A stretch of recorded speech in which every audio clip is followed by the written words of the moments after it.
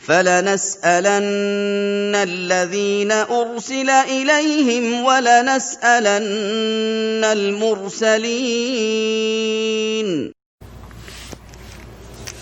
إن الحمد لله نحمده ونستعينه ونستغفره ونعوذ بالله من شرور أنفسنا ومن سيئات أعمالنا من يهده الله فلا مضل له ومن يضلل فلا هادي له وأشهد أن لا إله إلا الله وحده لا شريك له وأشهد أن محمدا عبده ورسوله أما بعد فإن أحسن الحديث كتاب الله وأحسن الهدي هدي محمد صلى الله عليه وسلم وشر الأمور محدثاتها وكل محدثة بدعة وكل بدعة ضلالة وكل ضلالة في النار.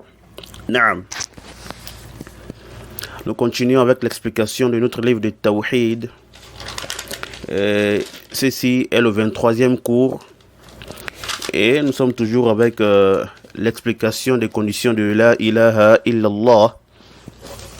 نعم. Aujourd'hui on va expliquer bi'idhnillahi ta'ala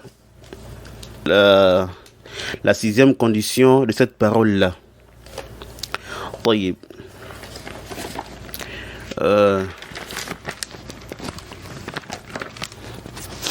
Le Cheikh Abu Abdillah hafidhahullah ta'ala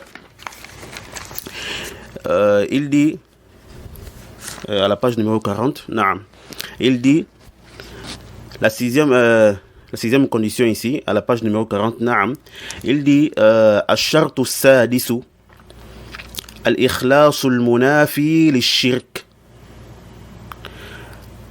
الإخلاص المنافي للشرك والنفاق والرياء والسمعة. نعم. Le Cheikh Abu Abdillah hafidhahullah ta'ala, il dit ici la sixième condition, la sincérité qui est contraire à l'association, l'hypocrisie et l'ostentation. Naam. Alors cette condition-là, elle est la condition la plus importante. Car c'est ce que la ilaha illallah indique directement. Vouer sincèrement l'adoration à Allah, sans rien lui associer. C'est ça même la réalité de la ilaha illallah. Et l'adoration, s'il n'y a pas de sincérité, alors elle n'est pas acceptée. Donc celui-là qui veut se convertir à l'islam, il doit faire quoi? Il doit connaître cela. Il doit connaître qu'il doit délaisser toutes ces fausses divinités qu'il adorait, ces marabouts. Il doit abandonner toute forme de polythéisme.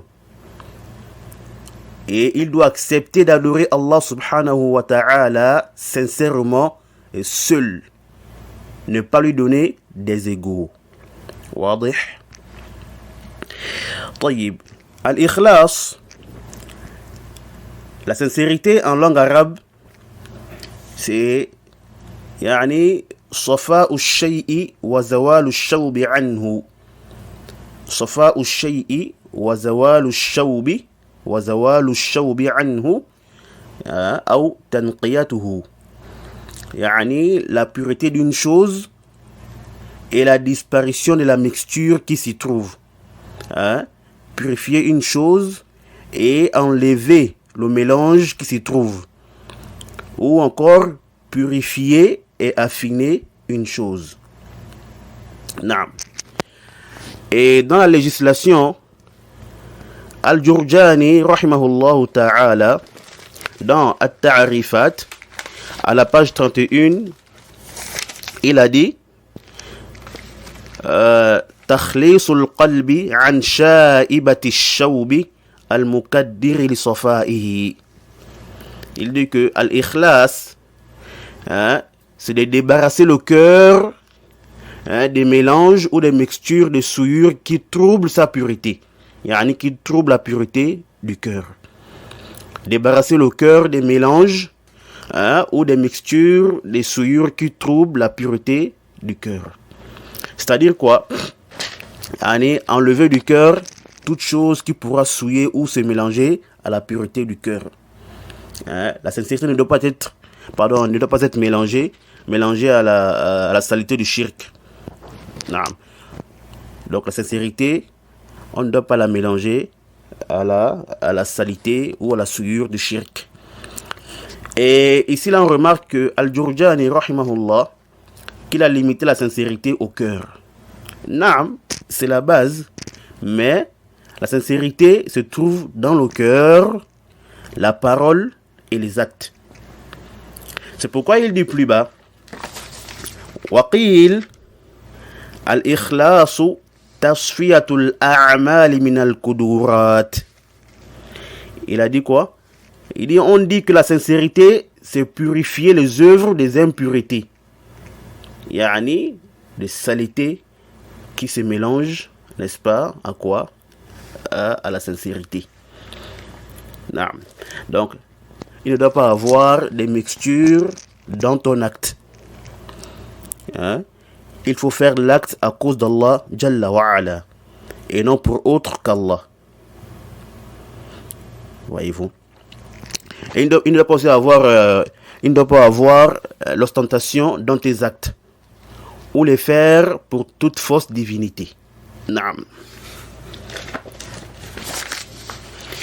Et Ibn al-Qayyim rahimahullah ta'ala, dans Madarij al-Salikin, au tome 2, à la page 92, il dit ceci: Al-Ikhlas tasfiyatul amal min kulli shawbin, ay لا يمازج عمله ما يشوبه من شوائب إرادات النفس، إما طلب التزين في قلوب الخلق، وإما طلب مدحهم والهرب من ذمهم، أو طلب تعظيمهم، أو طلب أموالهم، أو خدمتهم، أو طلب أموالهم أو خدمتهم أو محبتهم، وقضائهم حوائجه، أو غير ذلك من العلل والشوائب التي عقد متفرقاتها هو وإرادة ما سوى الله بعمله كائنا من كان.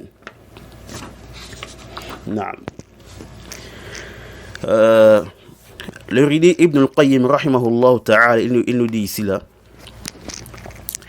que la sincérité, c'est de purifier les actes de toute mixture. Il dit, c'est-à-dire qu'il ne mélange pas son acte aux souillures des intentions personnelles. Qu'il ne mélange pas son acte aux souillures des intentions personnelles. Comment? Il dit, soit en voulant par là l'embellissement dans les cœurs des gens, ou leurs éloges, et de fuir leur blâme, ou en voulant par là quoi? Leur glorification, leur bien, leur service, leur amour, et pour qu'ils répondent à ses besoins ou autres causes, et défauts, dont l'union de ces divers sont quoi? Dont l'union de ces divers est vouloir autre qu'Allah par ses actes. Vouloir autre qu'Allah par ses actes, qui qu'il soit. Et jusqu'à la fin de ses propos. Donc, ici là, il faut purifier le cœur et le débarrasser de toute impureté, de tout ce qui contredit la ilaha illallah, et de purifier toutes les adorations de toute mixture, comme l'association, l'ostentation et autres. Faire les actes pour que on entende parler de toi. Vous voyez. Et il faut vouer uniquement les adorations à Allah. C'est ça la sincérité. Et tu dois être sincère dans ton cœur, dans tes propos et dans tous tes actes. C'est clair? طيب. Après avoir éclairci la sincérité, ici là, quelqu'un peut poser la question de savoir quelle est donc la différence entre al-ikhlas wa sidq. Quelle est la différence entre la sincérité et la véracité qu'on a vu le cours dernier? طيب. Nous disons ici là qu'il y a vraiment un rapprochement entre la sincérité et la véracité. Naam. Il y a vraiment un rapprochement entre la véracité et la sincérité. Naam. Les deux vont de pair. Vous voyez? Et pour illustrer cela, nous allons lire, Inch'Allah, les propos du Cheikh Abdurrahman ibn Hassan, rahimahullah ta'ala, dans Qurratu Uyun al-Muwahhidin, de la page 121 à la page 122. Bon, on va pas tout lire, mais on va juste lire l'essentiel. Naam. Le Cheikh Abdurrahman ibn Hassan, rahimahullah, il dit والصدق والإخلاص متلازمان والصدق والإخلاص متلازمان لا يوجد أحدهما بدون الآخر فإن من لم يكن مخلصا فهو مشرك ومن لم يكن صادقا فهو منافق والمخلص أن يقولها مخلصا الإلهية لمن لا يستحقها غيره وهو الله تعالى.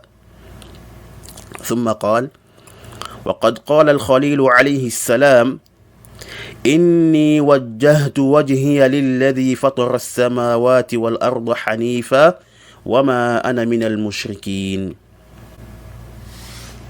والحنيف هو الذي ترك الشرك رأسا وتبرأ منه وفارق أهله وعاداهم وأخلص أعماله الباطنة والظاهرة لله وحده كما قال تعالى ومن يسلم وجهه إلى الله وهو محسن فقد استمسك بالعروة الوثقى. فإسلام الوجه هو إخلاص العبادة المنافي للشرك وهو معنى الآية إجماعا فهذا هو الذي ينفعه قوله لا إله إلا الله إلى أن قال وكذلك من قالها غير صادق في قوله وكذلك من قالها غير صادق في قوله فإنها لا تنفعه لقوله صدقا من قلبه خالصا من قلبه وكذلك من قالها غير صادق في قوله فإنها لا تنفعه لمخالفة القلب اللسان فإنها لا تنفعه لمخالفة القلب اللسان كحال المنافقين الذين يقولون بألسنتهم ما ليس في قلوبهم وكذلك حال المشرك فلا تقبل من مشرك لمنافاة الشرك للإخلاص فلا تقبل من مشرك لمنافاة الشرك للإخلاص. نعم. Le Cheikh Abdurrahman ibn Hassan, rahimahullah, il nous dit cela. La véracité et la sincérité vont de pair. Elles sont indissociables. L'une ne peut exister sans l'autre. Il dit, car celui qui n'est pas sincère, il est quoi? Polythéiste. Et celui qui n'est pas véridique est hypocrite. Et être sincère, c'est le fait qu'il l'a dit, yani la ilaha illallah, en vouant sincèrement l'adoration à celui qui le mérite. Qui est qui? Allah subhanahu wa ta'ala. Naam. Il est un peu devant. L'ami intime d'Allah, donc Ibrahim alayhi salam, a certes dit selon une traduction approximative: je tourne mon visage exclusivement vers celui qui a créé les cieux et la terre en me soumettant. Je ne suis point de ceux qui lui donnent des associés. Sourate 6, verset 79.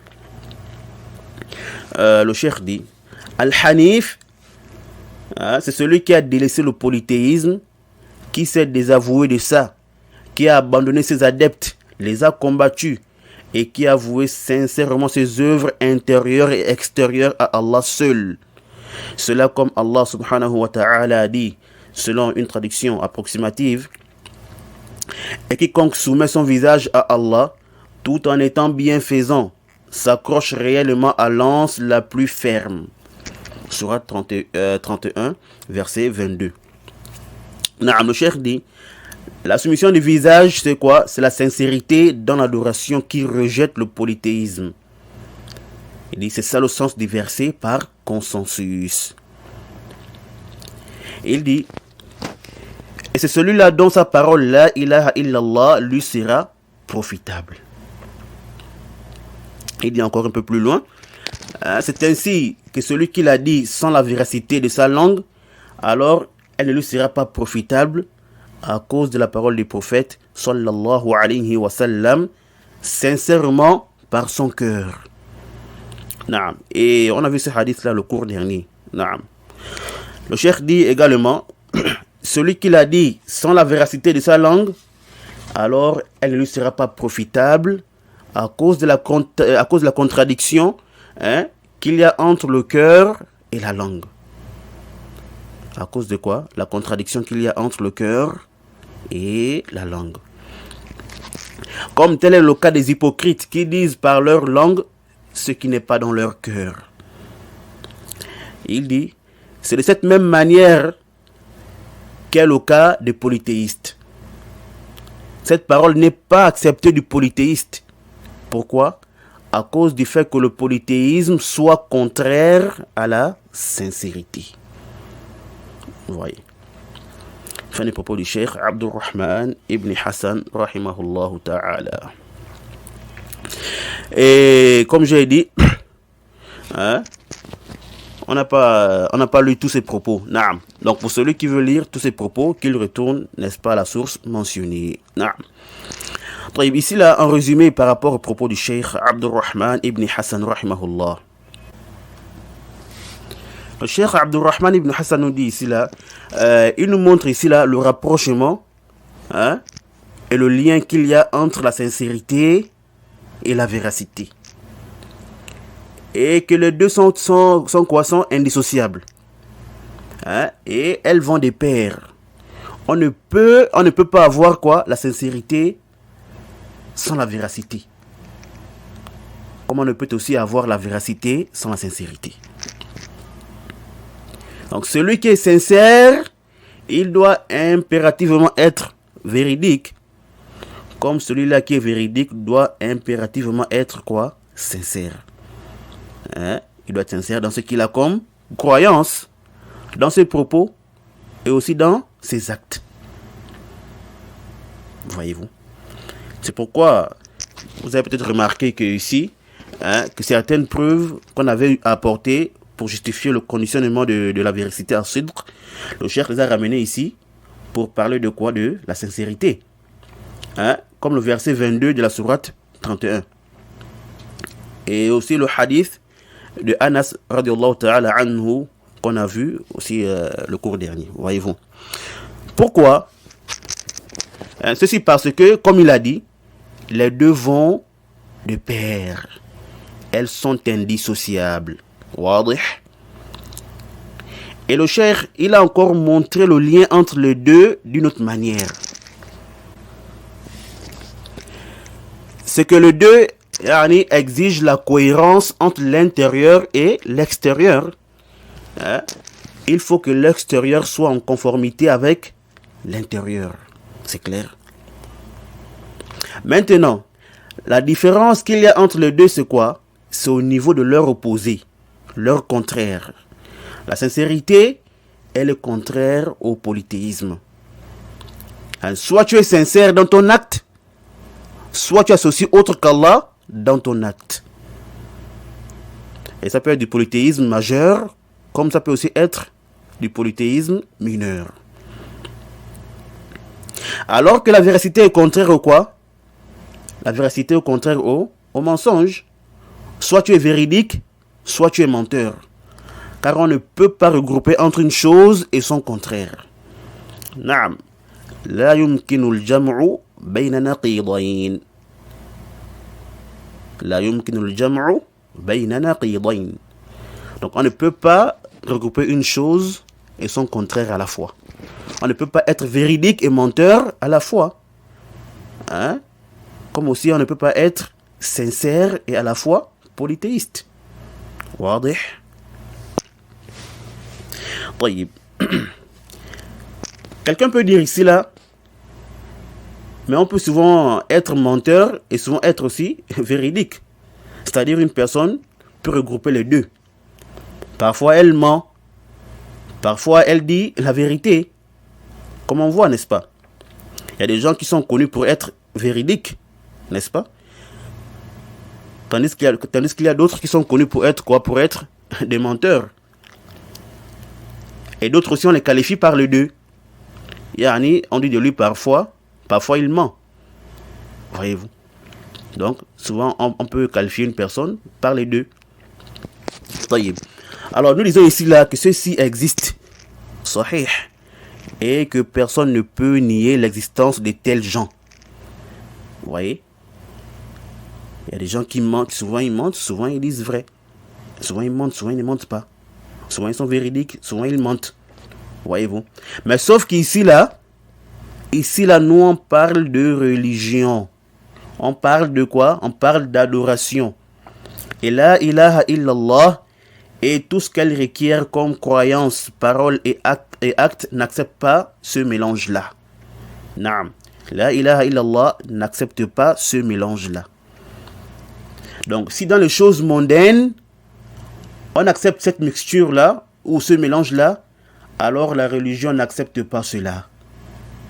Voyez-vous. C'est pourquoi même parmi les conditions de la ilaha illallah, la personne qui la prononce, n'est-ce pas, ne doit pas avoir, ou elle ne doit avoir aucun doute. Alors, si le simple doute en cette parole-là n'est pas accepté, c'est prononcer cette parole-là par la langue, alors que le cœur demande ce que tu as prononcé sera accepté. Ou encore, prononcer cette parole-là sans la sincérité qui sera acceptée. Voyez-vous. Donc, ici déjà le doute, ici là, si rien que le doute n'est pas accepté, c'est pas le fait de prononcer cette parole-là, juste par la langue, et le cœur n'a pas accepté ça, ou le cœur demande ce que tu as prononcé, ou encore ne pas être véridique dans cette parole-là, alors ceci ne sera pas accepté dans cette parole-là. Donc ici en bref nous disons quoi? Nous disons simplement qu'il y a des choses qui sont peut-être acceptables dans nos affaires mondaines, mais qui ne sont pas forcément acceptables dans la législation. Non. Car c'est Allah qui a mis ces conditions-là. Il n'accepte pas qu'on le mélange, n'est-ce pas, à autre chose. Il n'accepte ni petite association, ni grande association. C'est pourquoi il a dit dans le hadith divin,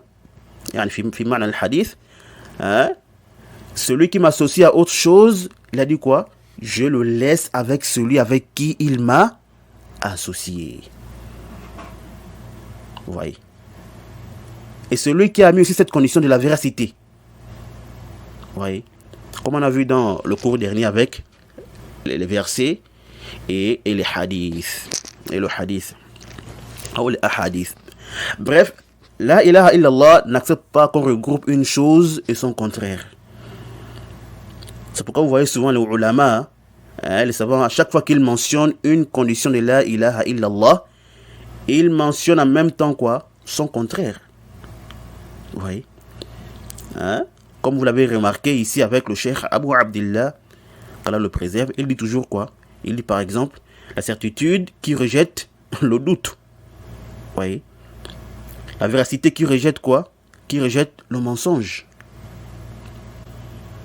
Ou encore l'acceptation qui est contraire au refus.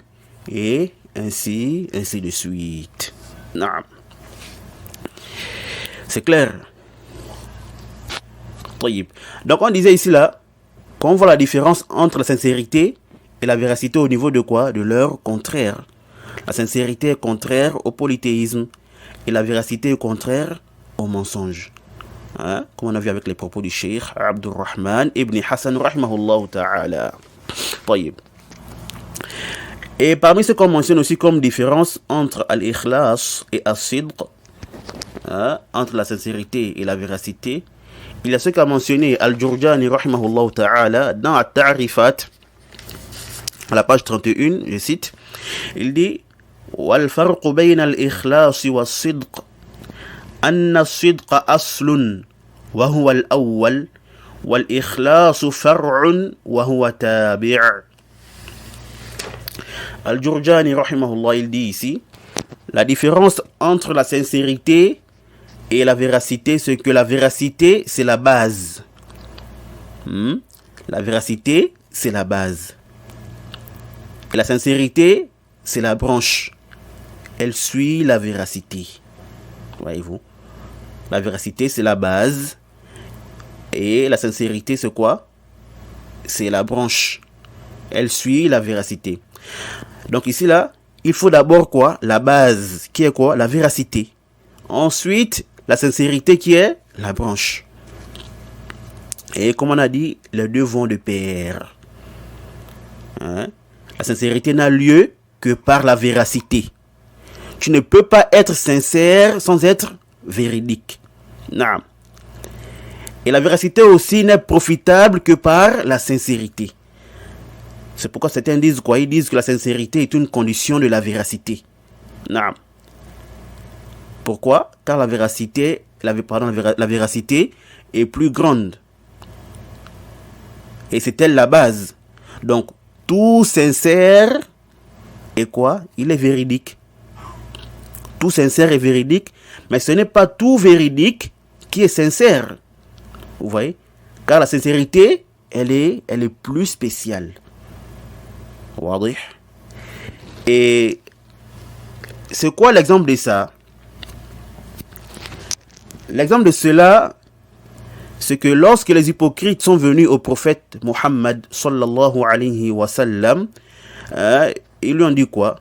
Nashhadu innaka la rasulullah. Ils ont dit quoi? Nous attestons que tu es certes le messager d'Allah. Alors, cette parole-là en soi est un mensonge? Non. Cette parole-là en soi est une vérité. Car Muhammad sallallahu alayhi wa sallam est le véritable messager d'Allah. Et cela, qu'il l'atteste ou non. Yani, que ces polythéistes ou ces munafiqoun, ces hypocrites-là, qu'ils l'attestent ou non. Vous voyez? Mais est-ce que Allah subhanahu wa ta'ala a accepté cette vérité-là d'eux? Ou bien parce qu'ils ont dit la vérité? Non. Allah a plutôt démenti en disant quoi? Wallahu yashhadu innal munafiqina lakadhiboun. Oui. Allah a dit quoi? Allah ici, il les a démentis en disant Allah atteste que les hypocrites sont assurément des menteurs. Hein? Allah atteste que les hypocrites sont assurément des menteurs. Pourtant, ils ont dit c'est la vérité. Mais pourquoi? Voilà. Parce que ces gens-là, ces hypocrites-là, ils n'étaient pas sincères dans leur dire.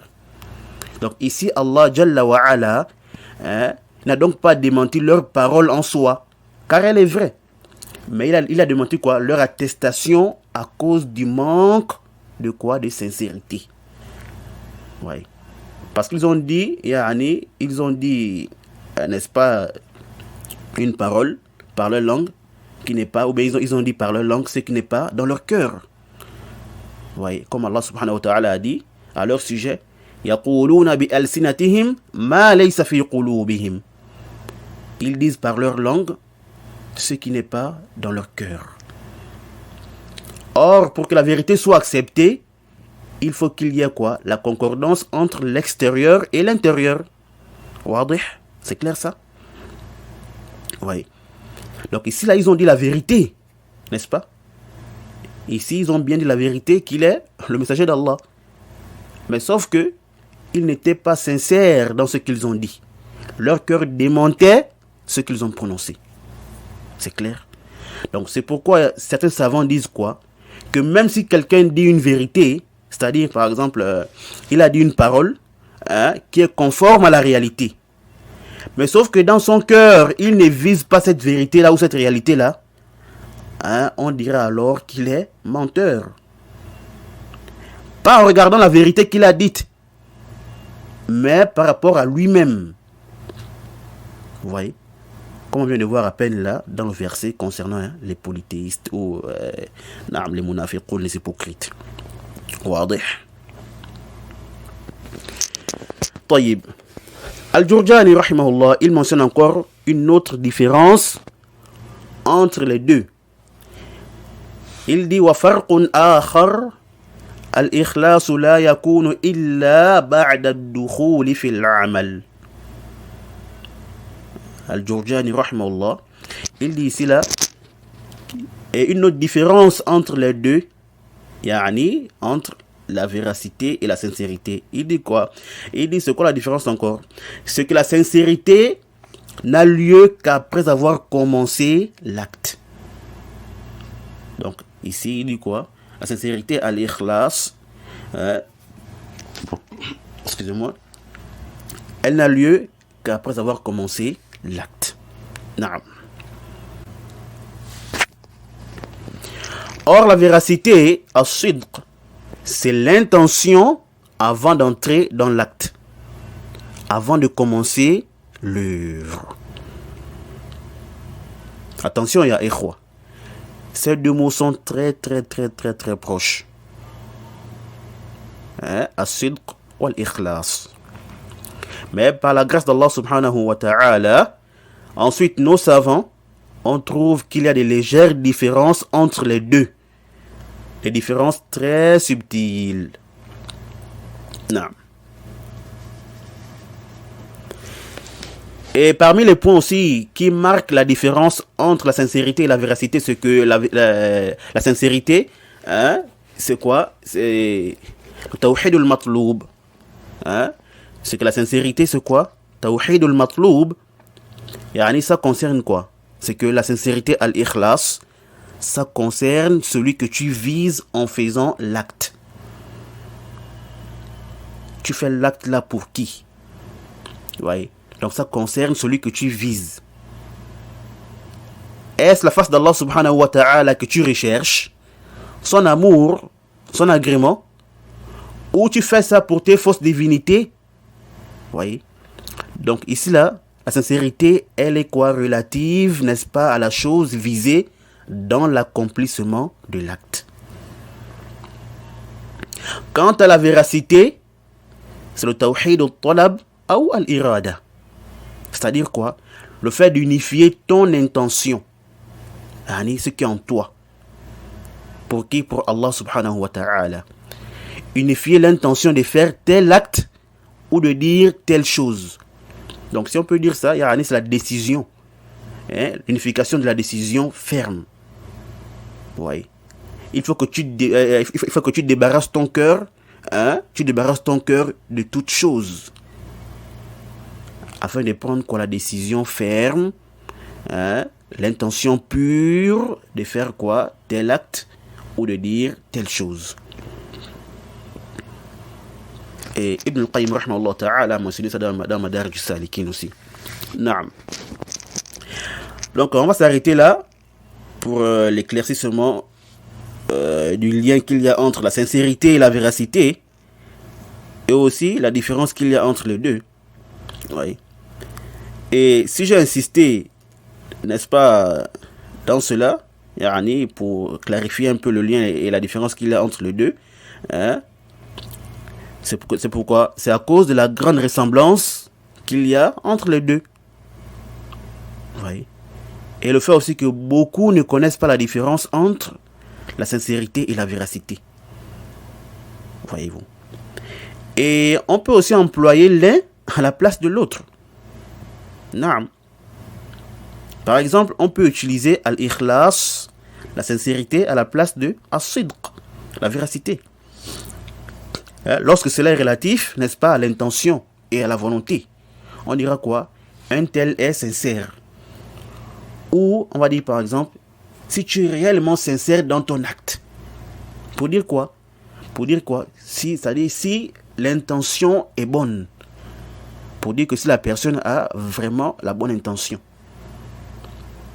Comme on peut aussi dire, si tu es réellement véridique dans ton acte ou dans ce que tu dis. Vous voyez? Parce que c'est comme on a dit. Hein, c'est comme on a dit. Pour que ta parole ou ton acte soit vrai, il faut que cela concorde avec l'intérieur. Hein, il faudra que ce que tu dises soit en conformité avec ce qui est en toi. Sinon, c'est du mensonge. Wadih. Bref, pour d'autres profits encore, vous pouvez retourner au livre d'Ibn al-Qayyim rahimahullah ta'ala dans Madarij al-Salikin, dans le chapitre Manzilatul Ikhlas, Manzilatul Ikhlas, le rang ou le statut de la sincérité. Après ça, on revient à notre livre et on va lire les propos du Cheikh Abu Abdillah, qu'Allah le préserve. Le Cheikh dit wal ikhlasu tasfiyatul amali bi salihil niyyati an jami'i shawa'ib ash-shirk. Wal ikhlas tasfiyatul amali bi salihil niyyati an jami'i shawa'ib ash-shirk. قال جل وعلا فاعبد الله مخلصا له الدين ألا لله الدين الخالص. نعم. Le Cheikh Abu Abdillah hafizahullah ta'ala, il dit ici, la sincérité c'est de purifier les œuvres de toute souillure de polythéisme. Hein? Il dit quoi? La sincérité c'est de purifier les œuvres de toute souillure de polythéisme. Par quoi? Par la bonne intention. Allah Jalla wa Ala a dit, selon une traduction approximative, adore donc Allah en lui vouant un culte exclusif.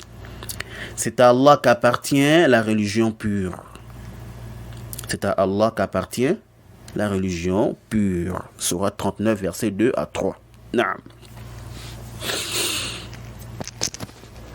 Et At-Tabari rahmatullahi ta'ala alayhi, il a dit en expliquant le verset 3, يقول الله تعالى ذكره ألا لله العبادة والطاعة وحده لا شريك له خالصة لا شرك لأحد معه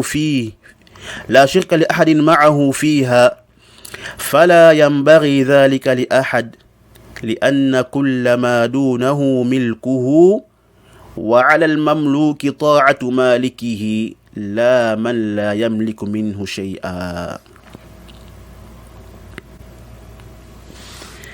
At-Tabari rahimahullah ta'ala, il dit, c'est à Allah seul qu'appartient l'adoration et les obéissances. Il n'a pas d'associé et personne ne lui associe à cela, dans l'adoration et l'obéissance. Et cela n'appartient à personne, car tout ce qui est en dehors de lui appartient. Et il est obligatoire au serviteur d'obéir à son roi, à celui qui le possède, et non à celui qui ne possède rien de lui. ويقول العلامة السعدي رحمه الله تعالى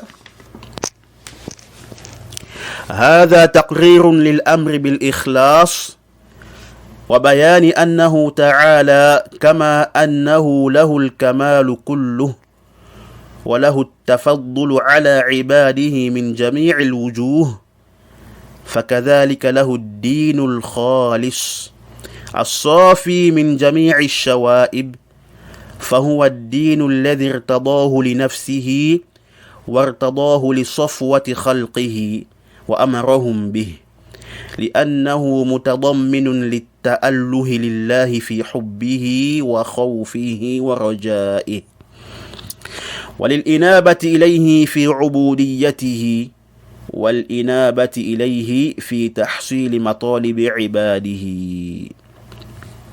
نعم. Le Cheikh As-Sa'di rahimahullah ta'ala, il dit: ceci est un décret pour l'ordre de la sincérité et pour l'éclaircissement que lui, Allah subhanahu wa ta'ala, de la même manière qu'il lui appartient la perfection tout entière, le mérite sur ses serviteurs, dans tous les sens. C'est de cette même manière-là qu'il lui appartient la religion pure, purifiée de toute souillure. C'est ça la religion qu'il a agréée pour lui-même et qu'il a agréée pour ses élites créatures, et il leur a commandé, parce qu'elle contient l'adoration d'Allah avec son amour, sa crainte, son espérance, et de retourner vers lui dans son adoration, et de retourner vers lui pour l'acquisition des demandes de ses serviteurs. Nah. Donc voici un peu le sens de la sincérité voulue dans le verset. Allah subhanahu wa ta'ala est pur, et il a agréé pour lui-même ce qui est pur, et il n'accepte que ce qui est pur. C'est pourquoi il n'accepte pas une adoration souillée, une adoration dans laquelle on lui associe à autre que lui. Voyez-vous? Et ça là, c'est très normal et c'est clair. Prenons un exemple simple. Parmi les choses qu'on vit, on va prendre un exemple parmi les choses qu'on vit. Rubbama, certains pourront y comprendre. Ou ce sera plus facile à comprendre pour certains. Naam. Imaginez-vous un roi, un président ou un chef qui a quoi? Des travailleurs à sa disposition. Ils travaillent tous pour lui. Celui qui les paye, celui qui les nourrit et celui qui les loge. Ce chef-là, acceptera-t-il qu'on le mette au même niveau que ses travailleurs? Acceptera-t-il qu'on prenne ce qui lui revient de droit pour donner à qui? À ses serviteurs ou même à l'un de ses travailleurs? Jamais. Car c'est clair que cela, n'est-ce pas, c'est de le rabaisser. Le mettre au même niveau que son travailleur ou ses travailleurs. Oui. Alors que ces travailleurs-là sont, n'est-ce pas, à sa disposition. Ils vivent aux dépens de lui.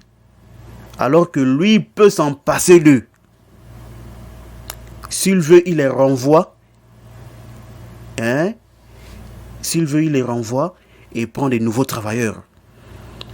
Alors, comment le mettre au même niveau que des personnes que lui, il commande? Comment mettre ce chef-là au même niveau que ses travailleurs? Oui. Comment mettre ce chef-là au même niveau des personnes que lui, il commande? N'est-ce pas? Yani, celui, comme on a dit, celui qui les paye, celui qui les nourrit, il les loge. Alors, donc de cette même manière-là que ce chef n'agrée pas qu'on le rabaisse, qu'on le mette au même niveau que ses travailleurs, alors c'est aussi de cette même manière qu'Allah Jalla wa Ala n'accepte pas qu'on le rabaisse, qu'on le mette au même niveau que sa créature, en prenant son droit d'adoration pour le remettre à une de ses créatures, ou en lui associant dans l'adoration avec quoi? Avec une de ses créatures. C'est clair? Et le cas d'Allah Jalla wa Ala est plus grand que le cas de ce chef-là. Mais c'est juste quoi un exemple pour que les gens puissent comprendre, voyez-vous. Et aujourd'hui, on voit même pire. On voit pire que ça. Non. Quelqu'un qui n'est même pas ton chef. Mais juste parce qu'il t'a rendu un service ou quelques services, khalas, il se voit déjà supérieur à toi. On ne peut plus te mentionner là où on le mentionne. Vous n'êtes plus au même niveau. Oui. Il n'accepte plus qu'on te mélange à lui. C'est comme si même tu es piétiné. Pourquoi? Parce qu'il t'a juste rendu un service ou quelques services alors il se voit déjà au-dessus de toi. Nas'alullah as-salamata wal afiya. Na'am. Et nous avons aussi un autre exemple très clair. Na'am. C'est quoi?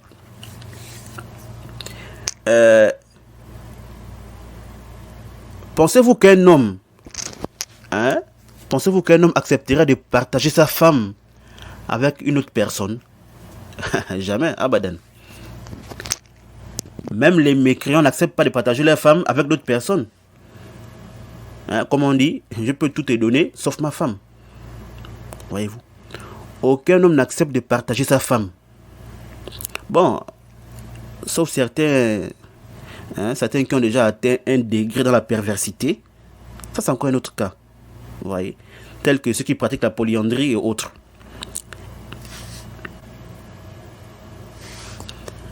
Sinon, un homme en réalité, il n'accepte pas que quelqu'un d'autre sorte avec sa femme. Il ne peut pas accepter de partager sa femme. Vous voyez, quelle que soit la valeur que la personne a à ses yeux, qu'elle soit son ami intime ou même son propre frère de père et de mère. Sinon, ce sera quoi? La fin de l'amitié et la fin de la fraternité. Ça, c'est clair. Alors, de la même manière que cet homme-là n'accepte pas de partager sa femme, de la même manière qu'il n'accepte qu'aucune autre personne ne lui associe à sa femme, alors c'est aussi de cette même manière-là qu'Allah Jalla wa Ala n'accepte pas de partager l'adoration entre lui et sa créature. Naam. C'est aussi de cette même manière-là qu'Allah Jalla wa Ala n'accepte pas qu'on lui associe dans l'adoration. Car l'adoration tout entière appartient à Allah. C'est à lui que revient le droit d'adoration. Wadih. Et Allah Jalla wa Ala est au-dessus de tout ça. Pureté à lui. J'espère que c'est clair. Non, car certaines personnes ne comprennent la gravité des choses que lorsqu'on les compare à la réalité de ce que nous voyons. Qu'Allah subhanahu wa ta'ala fasse de nous des serviteurs sincères dans nos adorations, purifiés de toute forme de polythéisme, petit comme grand. Naam. On continue avec les propos du Cheikh Abu Abdillah hafizahullah ta'ala. Il dit وقال سبحانه وما أمروا إلا ليعبدوا الله مخلصين له الدين حنفاء وقال تعالى قل الله أعبد مخلصا له ديني. نعم. Le Cheikh Abu Abdillah hafizahullah ta'ala, il dit qu'Allah subhanahu wa ta'ala dit, selon une traduction approximative, il ne leur a été commandé cependant que d'adorer Allah, lui vouant un culte exclusif. Sourate 98, verset 5. C'est-à-dire quoi? Il n'a été commandé à ces polythéistes-là, et cela concerne sans doute aussi les musulmans. Donc Allah ne leur a commandé que de l'adorer lui seul, en ne vouant toutes ces adorations-là qu'Allah seulement. Qu'Allah seulement. Les adorations apparentes, les adorations apparentes, comme celles qui sont aussi cachées. Les adorations faites en public, comme celles qu'on fait, ou bien celles qui sont faites aussi en privé. Ouais. C'est pourquoi Allah subhanahu wa ta'ala a dit à la fin du verset وَذَلِكَ دِينُ الْقَيِّمَةِ. C'est ça quoi, la religion de droiture. Yani, la sincérité à Allah dans toute forme d'adoration, comme on vient d'expliquer là, débarrassé de toute souillure de polythéisme, c'est ça la religion de droiture. Le cheikh dit également qu'Allah subhanahu wa ta'ala a dit, sur une traduction approximative, dit, c'est Allah que j'adore en lui vouant sincèrement mon culte. Sourate 39, verset 14. Le cheikh continue en disant وقال تعالى إن المنافقين في الدرك الأسفل من النار ولن تجد لهم نصيرا إلا الذين تابوا وأصلحوا واعتصموا بالله وأخلصوا دينهم لله فأولئك مع المؤمنين.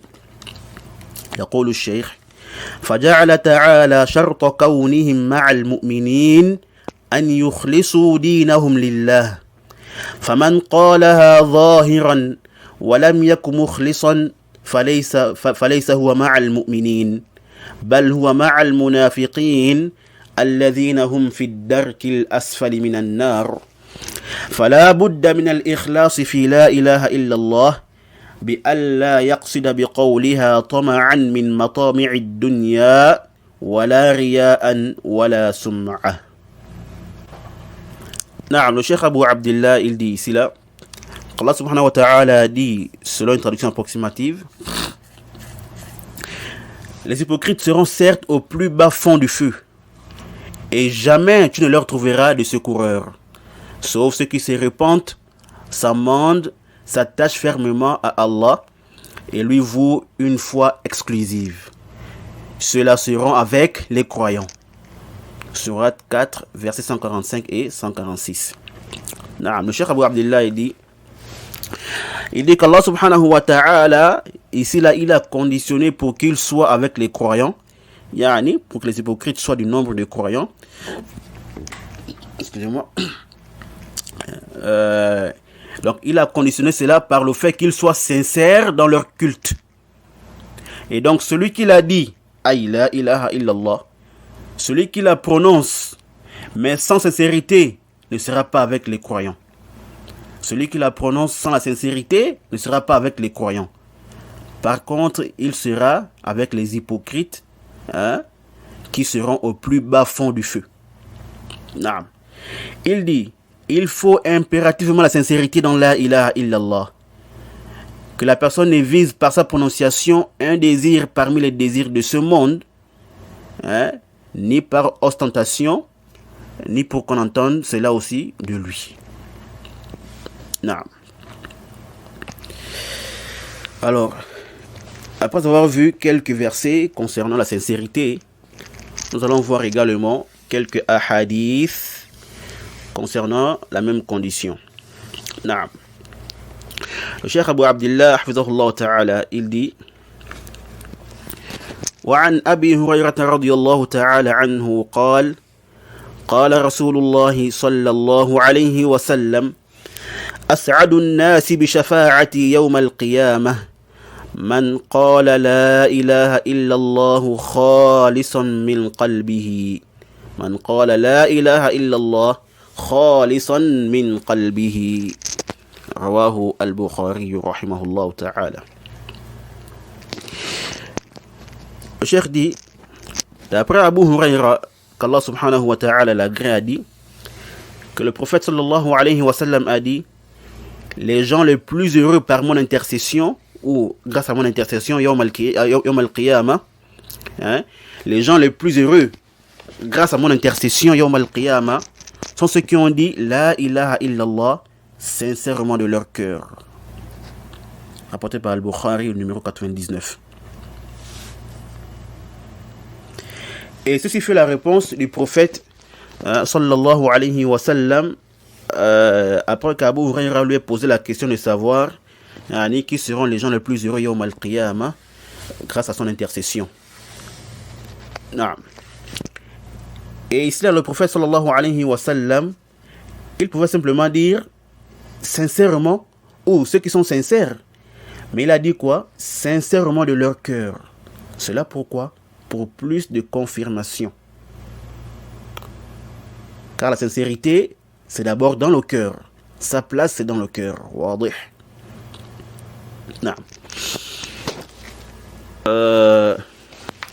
Ici, là, quelqu'un peut dire quoi? Que si ceux qui sont sincères seront les plus heureux, grâce, n'est-ce pas, à l'intercession du prophète, donc cela veut dire qu'il y aura quand même des moins heureux et qui n'ont peut-être pas de sincérité. À cause de quoi? Du superlatif qui a été utilisé ici dans le hadith. Oui. Donc ici là, comment comprendre, n'est-ce pas, le fait d'être heureux ou plus heureux par l'intercession du prophète yawm al-qiyamah, dans ce hadith là. Alors Al-Hafiz Ibn Hajar rahimahullah ta'ala, Il nous dit dans le Fath al-Bari, au tome 1, à la page 340, il dit ومعنى أفعل في قوله أسعد الفعل لا أنها أفعل التفضيل أي سعيد الناس كقوله تعالى وأحسن مقيلا. نعم. يقول ويحتمل أن يكون أفعل التفضيل على بابها وأن كل أحد يحصل له سعد بشفاعته لكن المؤمن المخلص أكثر سعادة بها فإنه صلى الله عليه وسلم يشفع في الخلق لإراحتهم من هول الموقف ويشفع في بعض الكفار بتخفيف العذاب كما صح في حق أبي طالب ويشفع في بعض المؤمنين بالخروج من النار بعد أن دخلوها وفي بعضهم بعدم دخولها بعد أن استوجبوا دخولها وفي بعضهم بدخول الجنة بغير حساب وفي بعضهم برفع الدرجات فيها فظهر الاشتراك في السعادة بالشفاعة وأن أسعدهم بها المؤمن المخلص والله أعلم. انتهى كلامه رحمه الله تعالى. Alors ici, Al-Hafid ibn Hajar rahimahullah, il dit quoi?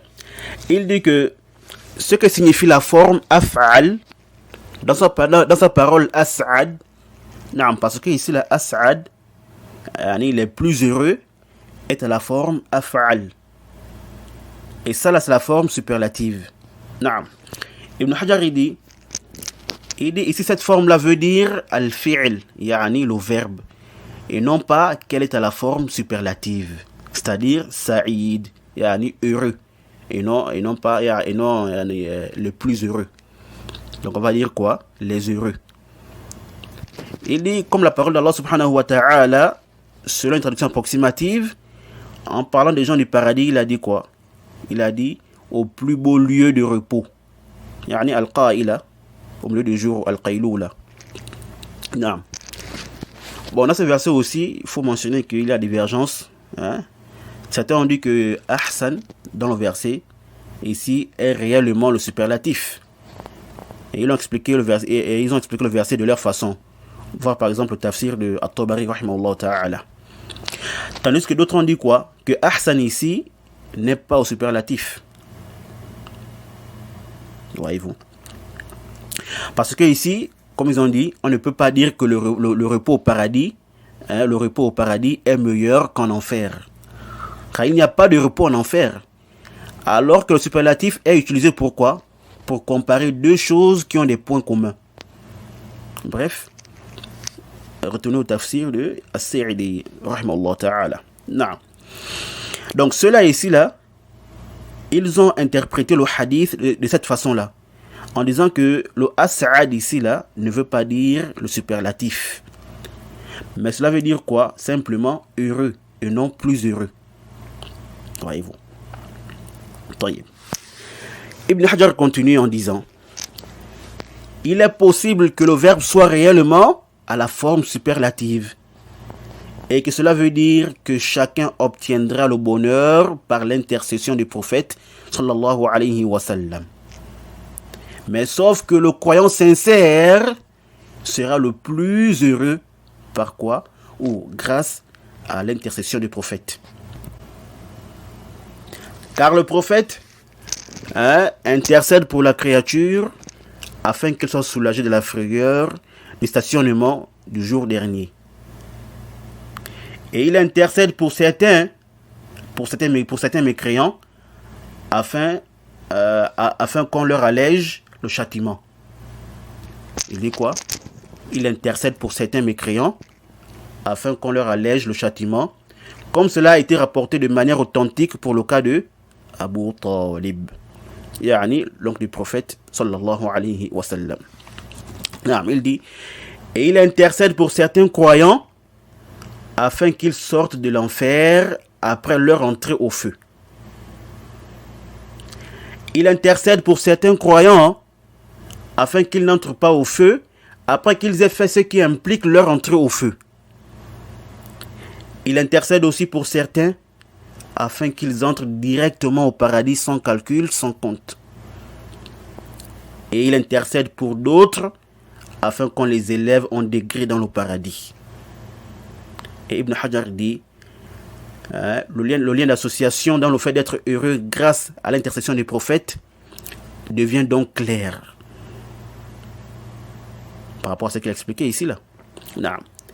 Et que les plus heureux parmi eux, parmi ceux qui ont obtenu, n'est-ce pas, l'intercession du prophète sallallahu alayhi wa sallam, ce sont les croyants sincères. Il dit, et Allah est plus savant. Ouais. Donc il dit quoi ici là, comme il a expliqué ici là, le lien d'association dans le fait d'être heureux grâce à l'intercession des prophètes devient donc clair. Yani, chacun sera heureux par rapport à ce qu'il a obtenu comme intercession. Mais sauf que les plus heureux sont ceux-là qui ont été sincères. Non. Et Wallahu ta'ala alam, c'est ça là qui est juste. Ici, As'ad reste dans la forme superlative. Vous voyez. Et on explique le hadith comme on vient de voir dans la deuxième hypothèse mentionnée par Ibn Hajar. Vous voyez. Donc ce qui est juste ici là, c'est que As'ad, on dira les plus heureux et non les heureux. Voyez-vous. Et c'est la vie que Ibn Hajar a choisi.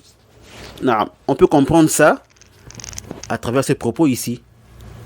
Et lui-même, Ibn Hajar, rahimahullah, il a clairement dit que c'est ça qui est juste. Et cela dans son explication d'une autre version du même hadith. Le hadith numéro 6510. Yani 6570. Et il a même dit quoi? Il a même dit qu'on n'a pas besoin d'interpréter le hadith. Yani, comme l'ont fait le premier groupe ici. Et nous disons donc que c'est ça qui est juste. Wallahu ta'ala a'lam. Le hadith reste comme il est venu. Vous voyez? Ici, on n'a pas besoin de déporter le hadith de son sens pour pouvoir le comprendre. Et comme ça aussi, yani, yazul al-ishkal.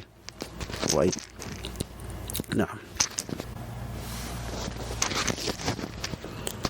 Ensuite, le cheikh Abu Abdillah, il a amené ici un dernier hadith. Il dit وعن عتبان بن مالك رضي الله تعالى عنه قال قال رسول الله صلى الله عليه وسلم إن الله قد حرم على النار من قال لا إله إلا الله يبتغي بذلك وجه الله أخرجه البخاري ومسلم. Le cheikh Abu Abdillah hafizahullah ta'ala, il dit d'après Itban ibn Malik, qu'Allah l'agrée, il rapporte du prophète sallallahu alayhi wa sallam qu'il a dit Allah a certes interdit au feu celui qui dit la ilaha illallah en voulant par là la face d'Allah. Rapporté par Al-Bukhari, le hadith numéro 425 et Muslim le numéro 33. Et ça, le cheikh Abu Abdillah a juste mentionné la partie qui nous intéresse ici là. Car le hadith est long, il a une histoire. Le hadith a une histoire. Donc il faut retourner aux sources qu'on a mentionnées pour lire l'histoire. Pour celui qui veut bien sûr. Et ici là sa parole lorsqu'il dit Yabtaghi bidhalika wajha Allah, yani en voulant par là la face d'Allah. C'est-à-dire quoi? Yani sincèrement. Comme on a vu dans l'explication du verset 22 de la sourate 31. Yani ici là, c'est pour dire quoi? C'est pour parler de la sincérité. Et je rappelle aussi qu'il ne faut pas comprendre le hadith dans son sens apparent ou dans son apparence. Yani que celui qui dit la ilaha illallah sincèrement ne peut pas aller au feu. Non. Et même dans le cours dernier, n'est-ce pas, on a vu un hadith dans le même sens. Et on expliquait là-bas, en bref, comment comprendre ce genre de texte. Voilà, kulli hal, comme j'avais dit, on va détailler ça quand on verra, Inch'Allah, les mérites de cette parole-là. طيب. ولعل فيما ذكر كفاية. Non, on va s'arrêter ici. Et ceci aussi, c'est la fin de l'explication de Al-Ikhlas. نعم. وأسأل الله جل وعلا أن يعلمنا ما ينفعنا وأن ينفعنا بما علمنا وأن يرزقنا الإخلاص في القول والعمل. نعم. هذا والله تعالى أعلم وصلى الله وسلم على نبينا محمد وعلى آله وصحبه وسلم.